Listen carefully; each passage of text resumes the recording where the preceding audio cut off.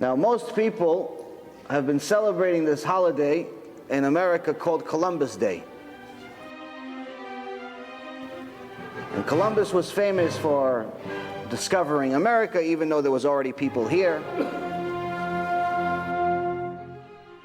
Before Columbus, according to the historians, everyone thought that the world was flat.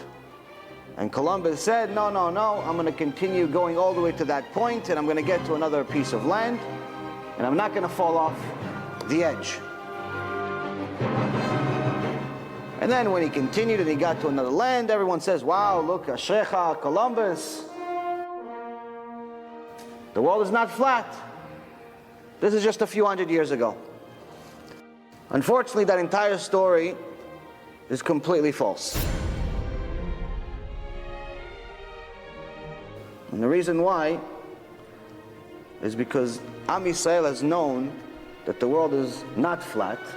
As a matter of fact, Am Yisrael has known that the globe is a sphere, exactly as we know it today, already from Mount Sinai.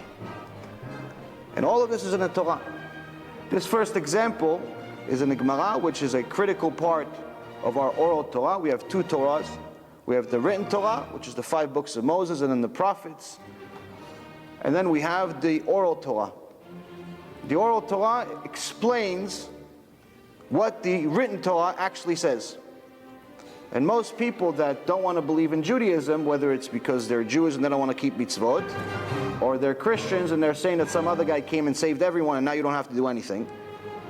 All types of nonsense that people create in their mind. But everyone has a problem with this oral Torah.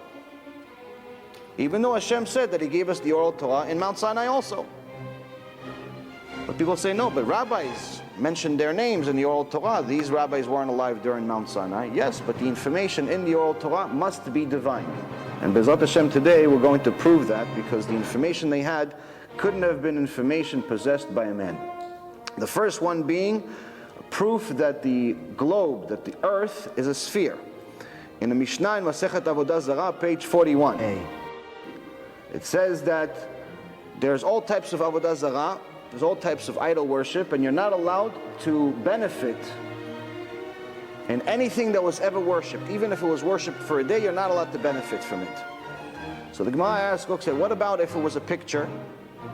I says, okay, what kind of picture? What if it was a picture of a man?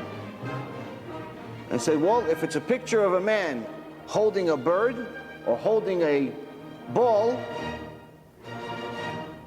you're not allowed to take it. It's like, okay, why the ball? Why the, what does it matter what he's holding?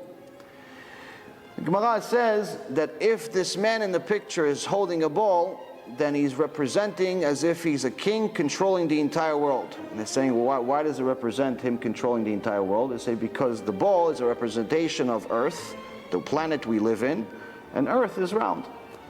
Just like the ball is a sphere, so is the world that we live in. This Gemara was written nearly 2,000 years ago. The Mishnah itself about 2,500 years ago.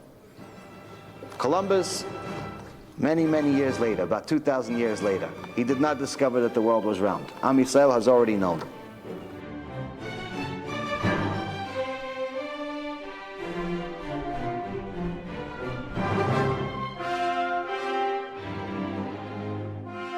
Now, in the Torah, we have a lot of things that in our current generation people get shaken up by. For example, when I tell people that if a Jew that does not keep Shabbat, according to the Halakha, according to the Rambam, he says that a Jew that doesn't keep Shabbat is considered a goy, is considered a Gentile.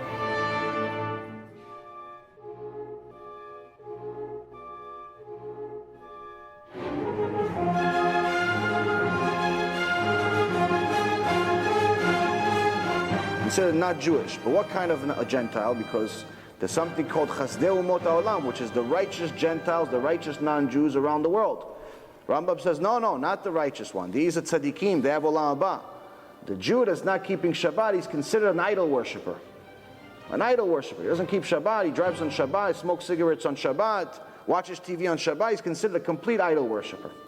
Now when I tell people this during the shul, it shakes them up. They go, what do you mean? I'm a Jew, my mom was a Jew, my dad was a Jew. I went to Beit Knesset 3 times last year. I give some tzedakah once in a while. What do you mean? I'm not a Jew. Well, according to the Rambam, you're not a Jew. Your Judaism is on suspension. You start keeping Shabbat, suspension's off. Now things like this shake people up. What proof is there that the Torah is really from God? What proof is there? So now Hashem tells us in the Torah, there's certain types of food that you are not allowed to eat. If it's a fish, if you want to eat seafood, it has to have 2 signs. It has to have fins and it has to have scales. This is directly in the Torah. This is in the 5 books of Moses.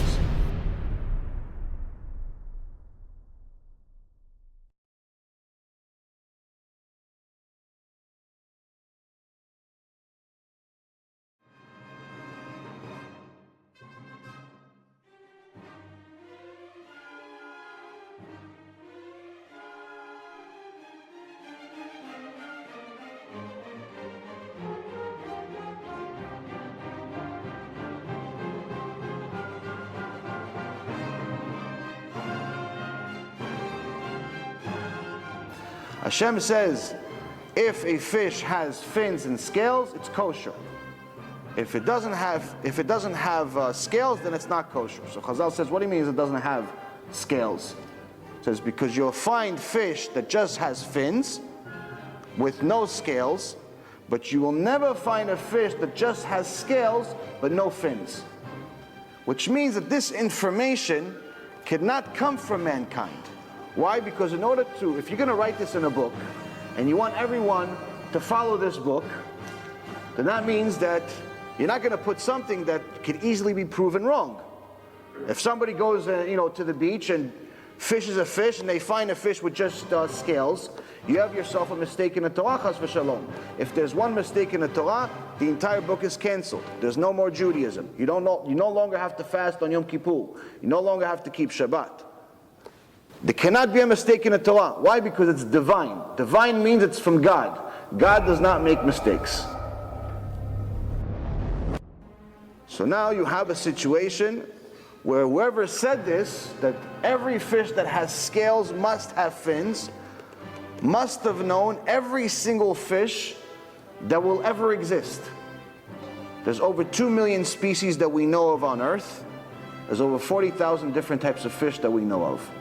That means that whoever said this 3,300 years ago had to have known everything that not only existed back then, but would ever exist, including mutations. And until this day, no one has ever found a fish with just scales but no fins. You have many fish, like sharks, dolphins, and so on, that just have fins. But you'll never find a fish that just has scales. Which means that even if you find a fish that's cut off, you cut off half the fish, and you don't have the side that has the fins, and you only have scales, Gemara says, you know for sure that it's kosher. Why? Because you're never going to find a fish that just has the scales.